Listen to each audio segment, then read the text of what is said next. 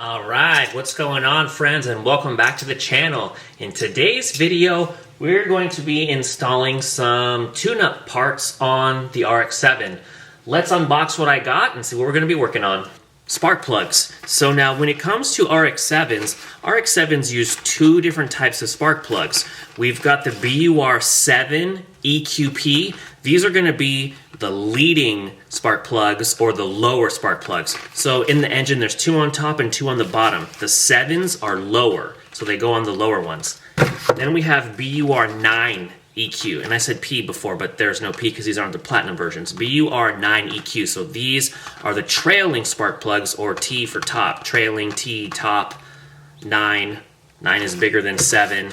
7 is lower, leading.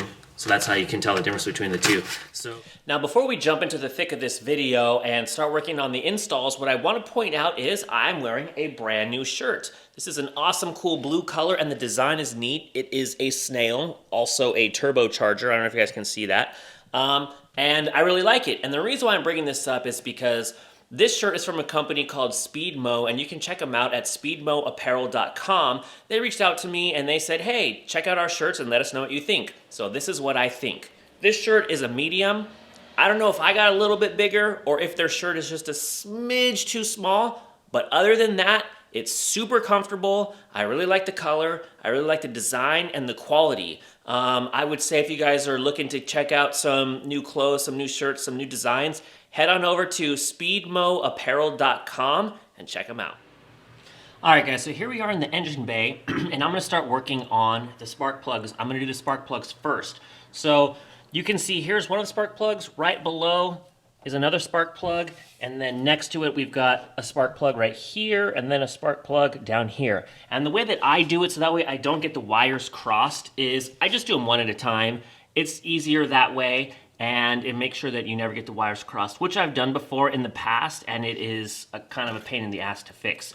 So with that being said, let's jump into it. So I'm going to start on this one first. This is a trailing, so it's going to be a T. I'll show you what I mean. Here we have one of the spark plugs, and you can see that there's a T on it. The T stands for trailing or top. That's how you know which position it goes into. T for top, also T for trailing. So we're going to put this one right in that spot right here. This is what I'm going to use to remove the spark plugs. It is a specific spark plug socket. This one is 13/16, and you'll see it just goes right on there.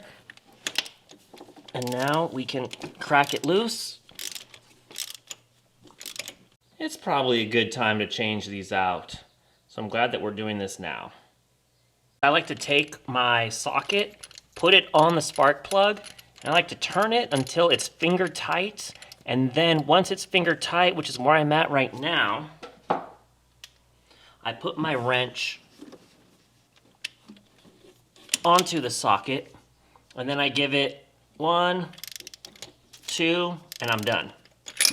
And the reason why I do that is because you don't want to overseat it. You don't want to make it too tight, because if it does go in too far, it'll hit the rotor in there. So we want to make sure we don't do that. And then also, too, if I get it finger tight like that, then they'll all generally be in there the exact same distance. Now, I don't want to bore you guys by having you watch me change all 4 spark plugs, but just know that it's the same steps for everything. You just unscrew it.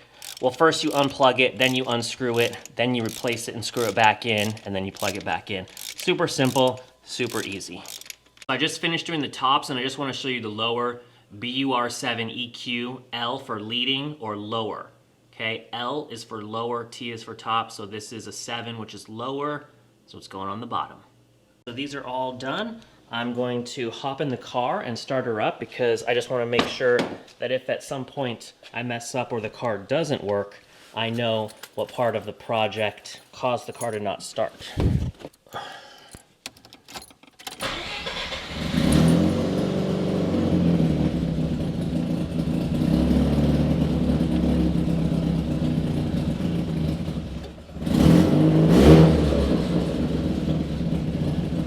Well, the car starts, and the idle already sounds better. I know that the idle right now is pretty bad, but this is better. This is a better cold start than it usually is. So on to the next. On to the next.